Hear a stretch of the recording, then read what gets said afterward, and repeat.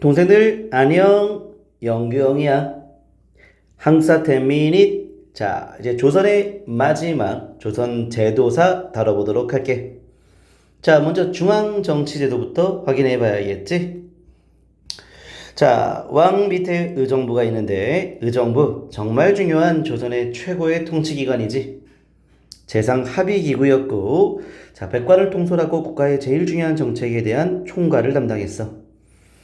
자, 바로 경연과 비변사에도 참여했고 관청의 주 책임자도 겸했던 바로 독자적 기구 의정부. 의정부의 수장은 영의정. 의정부에 참여하는 관리들을 뭐라고 한다고? 재상들이라고. 재상이 가장 중대한 사안을 합의하는 기구라 볼 수 있겠어? 우의정, 좌의정, 영의정 이렇게 있는 것이지. 자, 그리고 6조. 6조의 장은 6조 판서. 판서는 장관급이라 보면 되겠고 그 판서 밑에 참판이 있다. 이 6조의 판서 참판도 경연, 비변사에 참여했는데 자, 특히 이 비변사에는 공조판서가 제외됐다는 것도 잊지 말자. 자, 실무행정을 담당했던 6조, 고려 때 6부보다 기능이 강화되었었고 6조의 기능이 그만큼 강화되면서 속사, 소가문, 6조 하부기구가 존재했다는 거야. 바로 행정의 전문성과 효율성을 높이기 위한 시도였다 볼 수 있겠지. 자, 이렇게 했고 그 다음 밑에 승정원. 승정원 왕명 출납기구. 대통령 비서실 같은 역할을 승정원이 하고 있다 보면 되겠지. 그 수장은 도승지. 자, 도승지 이하 육승지가 있었고 육승지는 6조의 업무를 분담했다 볼 수 있겠어. 6조가 왕한테 보고할 때 육승지를 통해서 보고한다 그 얘기지. 자, 승정원과 관련된 모든 기록물은 승정원 일기로 남겼고 승정원 일기는 유네스코 기록유산으로 등재되었어. 승정원 관리 주서가 작성을 했었지. 1금부. 바로 수장이 판사라는 것은 사법기관이라 볼 수 있지 않나? 왕명직속 사법기구, 즉 반역죄인을 처단하는 그런 기구라 볼 수 있어. 전시는 고려 말 순마소부터 순군만호부, 의금부로 개편됐다 보면 되겠어. 자, 승정원과 의금부 다 왕의 입장을 대변하는 왕권 강화 기구라 볼 수가 있겠지. 자, 이렇게 했고 그리고 그 옆에 요 내용 살펴봐야겠지. 이조전랑. 자, 이조전랑이 3사를 추천하는데 그걸 바로 통청권 이렇게 얘기하지. 3사는 언론의 역할, 언관직, 깨끗해야 되며 주 요직으로 올라갈 수 있기 때문에 청요직 되는 거야. 그래서 아무나 3사에는 임명되지 않지. 서울과 기술가는 임명되지 못했다는 것도 기억해두도록 하자. 3사가 나중에 재상까지 올라갈 수 있으니까 3사는 사관원, 사안부, 공문관, 간원할 때 간쟁을 주 업무로 담당하고 있고 사원부 할 때 헌병 돌리면 되겠지. 관리, 감찰의 업무, 또 백성을 또 구제하는 그런 모습도 있었어. 홍문관, 문, 왕에 대한 자문, 그리고 궁궐에 있는 서적 관리, 제일 중요한 것 경연을 주관하고 있다는 거야. 홍문관의 장이 대제학, 부제학이 되겠어. 자, 대제학 밑에 부제학이 있는 거겠지. 홍문관을 다른 말로 옥당이라고도 하고 집현전을 계승한 것도 알고 있지. 성종 때 만들어졌고. 그런데 말이야, 자, 3사라고 해서 다 3사가 자, 양사하고 일치하는 건 아니야. 3사는 사헌부, 사관원, 홍문관을 3사라고 하지만 양사는 앞에 사로 시작되는 사간원과 사헌부만 얘기하는 거지. 대간이라고도 불리지. 자, 간쟁과 봉박과 서경, 고려 때와 일치해. 그런데 서경이 오프미아의 관리 임명 동의로 바뀌었다는 것도 살짝 참고해서 알아두자. 자, 밑에 왕과 신하가 토론하는 경연이 있었고 왕 세자가 논의하는 서연도 있는데 제일 중요한 건 정기적인 조강, 주강, 석강 이외에도 소대, 야대 같은 임시로 열리는 경연이 있다는 거야. 경연 과정에서 경사를 토론하기도 하지만 자, 여러 왕이 공부도 하고 국정도 논의하고 굉장히 중요한 조선시대 때의 제도라 볼 수가 있겠지. 이 경연은 고려 때도 존재하긴 하지만 실질적으로는 조선 때 활성화되었다 볼 수 있겠어. 자, 그리고 자, 우리 품계표 좀 볼까? 1에서부터 9품까지 이렇게 있었고 정종 나눠지는 것이었고, 하지만 육품 이상은 상하, 상하 이렇게 있었다 보면 되겠고. 자, 국가의 제일 중요한 정책을 결정짓는 당상관, 재상, 정승, 관찰사, 당상관에서 임명되는 것이었고, 그 이하는 당하관이 되겠지. 자, 당하관 중에서도 바로 참상관과 참하관, 참상관은 6품 이상, 참하관은 7품 이하가 되겠어. 이 참상관 수령될 수 있었고, 상참은 왕의 편전에서 매일 논의하는 걸 말하지. 상참에 참여할 수 있다는 것이야. 상참 할 때 그 상이 참상관 할 때 그 상이야. 자, 5품 이하 관리 임명할 때는 반드시 대간의 동의 절차를 밟아야 됐었지. 이걸 뭐라고 했어? 시작. 서경이라고 했잖아. 그치? 자, 대간이 서경권을 행사한다. 5품 이하의 관리 임명 동의 절차를 밟는다. 4품 이상은 왕이 임명했다 보면 되겠어.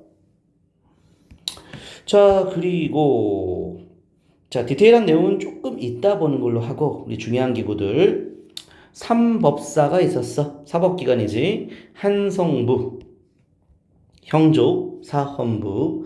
한성부 서울행정과 치안 사법기관 맞지? 형조 법률을 주관했고, 재심재판. 자, 재심재판 하니까 사법기관 맞지? 율과 시험주관. 사헌부 관리감찰 사법기관 맞지? 삼법사 사법기관 한형사가 있어. 여기까지. 자, 그 다음에 사관이 있어. 사관은 특히 유학과 관련되는데, 왕의 교서 예를 다해서 작성해야겠지. 예문관, 외교문서, 승문원. 자, 서적관리, 교서관, 성균관, 최고학부. 그래서 우리 앞글자 따서 예승, 교성. 예등이 학교 다녀왔던, 예등이 학교 다녀왔던. 예승이 나중에 변호사 되지. 아주 공부를 잘했네. 유학기관, 사관, 예등이 학교 다녀왔던. 이렇게 하면 되겠다. 자, 민망해도 할 건 해야지. 자, 그 다음에 ETC. 자, 춘추관 봄에서부터 가을까지 역사가 바뀐다 보면 되겠고. 자, 춘추관 산하 실록청이 있었어. 장례원 내 노비 노예 소송, 중앙의 노비 소송 담당 관청이었고, 상서원은 다양한 옥새 부패 말월 같은 여러 가지 자, 이 물건들을 담당하는 그런 기관이었다 보면 되겠고, 뭔가 상징하는 징표들이지. 자, 징표들 이런 것들을 상서원이 담당했다. 자, 사역원의 여기 아주 중요한 표현이었어. 역관교육, 역과시험주관, 바로 사역원 되겠어. 통역관 양성이라 볼 수가 있겠지. 천의감은 의학, 관상감은 천문, 그리고 음양과 주관, 보도청은 일반 상민의 범죄를 처리하는 자, 바로 중앙기관이었다. 이렇게 얘기할 수 있겠고. 자, 그 다음에 요 디테일한 내용은 참고해서 알아두도록 해. 자, 조선 경국대전 근거로 18품계 30개서 30개로 세분화됐다는 거야, 관리들이. 근무일수에 따라 승진하는 걸 순자법이라고 하고. 자, 이 관직과 관계가 일치하지 않을 때에는 행수제라고 하는 것을 운영했다고 볼 수 있겠지. 계고직비, 계비직고 이런 내용이 있다. 근데 이건 너무나 좀 세부적인 내용인데, 계가 높지만 하는 일이 좀 비천할 경우에는 행이라는 표현을 써주고, 그리고 계가 좀 낮은데 하는 일이 높다라고 했을 때는 수라는 표현을 써준다라고 볼 수가 있겠다. 그렇지? 자, 당상관이 되지 못한 관리들은 10년 단위의 시험을 보게 했는데, 그걸 바로 중시라고 한다는 것도 살짝 참고해서 알아두도록 하고. 자, 인사제도 한품 서용제, 신분에 따라 품계를 제한하는 것을 만하고, 대가제, 고관의 자제에게 바로 산계, 명예직, 품계를 준다는 거지. 품계를 준다. 관리 등용은 아니고 품계를 추가해서 준다. 이렇게 볼 수가 있겠다. 대가제. 자, 근데 이런 내용들은 좀 조선시대 때의 보수성을 반영하는 내용이라 볼 수 있겠지. 그리고 분경금지는 하급관리가 상급관리 집 방문 금지한다는 것은 이거는 그만큼 공직사회의 기강을 바로 세우기 위함이다 라고 볼 수가 있겠고, 겸직이 가능했고, 천거 또한 자, 고위관리가 기존의 관리를 추천하는 제도를 천거제 이렇게 봤다 라고 볼 수가 있겠다. 자, 대표적인 천거제가 혈량과였지. 혈량과. 조광조가 살림천거제도 자 건의했었지. 그 다음에 국무회의. 자, 왕이 논의하는 과정인데 이름이 좀 많이 달랐어. 매주 논의하는 건 조참. 자, 여기 조참에서는 모든 관리가 다 참여했었지. 반면 상참은 참상관 이상이 모여서 매일 편전에서 논의하는 것이었고, 윤대는 매일 문무관리들이 교대로 정사를 논의하고 임금의 질문에 대한 답변을 하는 거다 볼 수 있겠고, 차대는 한 월 6차례 아주 고위관리 당상관이 논의하는 걸 차대라고 한다. 이런 것들을 바로 왕이 신하들과 함께 국무회의를 했었는데 그 명칭들이 좀 달랐다. 그 밖에 성균관 유생들이 파업하는 것을 권당, 왕이 조언을 구하는 것을 구원, 유생들이 올리는 글은 상소.